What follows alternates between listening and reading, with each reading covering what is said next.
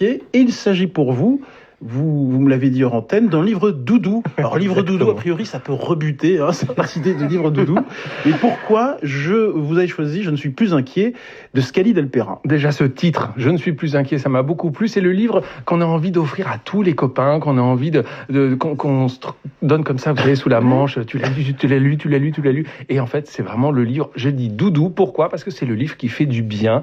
On me l'a offert le 31 décembre, je l'ai lu le 1er janvier au petit matin et c'était un régal. C'est quoi? C'est la rencontre de Woody Allen et de Anna Gavalda. Si j'ai envie de résumer, c'est le côté complètement névrosé de Woody Allen et c'est le côté vraiment tout doux, tout gentil, mais qui fait du bien. Alors c'est quoi? C'est un monologue d'un homme, je sais pas quel âge il peut avoir, il est au milieu de sa vie et puis tout d'un coup, il va réfléchir à sa vie et c'est plein de petites scénettes. Au début, on se dit à quoi ça ressemble pas, pourquoi? Et en fait, c'est vraiment et ça, tout d'un coup, tout se forme au fur et à mesure qu'on le lit. Ça fait 60 pages, c'est hyper rapide. Et en fait, on va découvrir un homme qui est tout en faille. Ça s'ouvre sur une première scène. Il est chez le médecin et il se met à siffloter. Un homme qui sifflote dans la salle d'attente d'un médecin. Ça se fait pas. Et pourtant, il le fait. Et puis, la seconde scène, je vous le dis comme ça, il est dans son restaurant où il va manger toujours tout seul. Et il est aux toilettes. Il a le pantalon sur les chevilles. La lumière s'éteint. Sa mère l'appelle et lui dit: papa a un cancer, il va falloir que tu nous aides.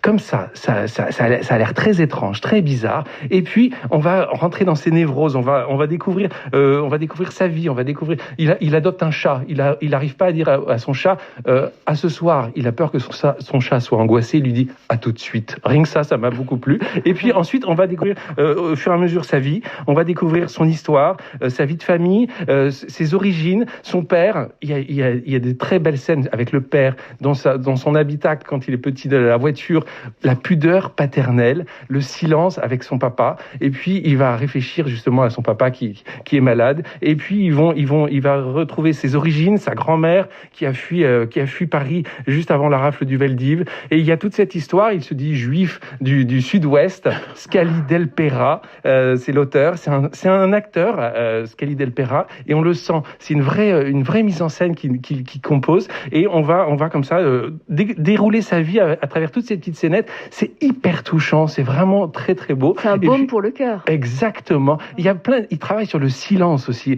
Vous savez, les silences où on laisse passer plein de choses. Les silences sont très riches, très doux, très beaux. C'est vraiment, c'est un livre que je vous conseille. Si vous avez envie, un petit coup de mou au moral, Je ne suis plus inquiet de Scali Del Pera, c'est chez Actes Sud Papier et c'est vraiment très beau. Vous savez quoi, comme d'habitude, je vais vous le piquer. Exactement. D'ailleurs, vous m'avez pas rendu le dernier. Je ne suis plus inquiet. En ces temps anxiogènes, ça tombe bien. Et c'est publié chez Actes Sud. Et c'est signé Scali Del Pera. Votre deuxième choix, c'est un récit de Charles Wright. C'est publié chez Flammarion.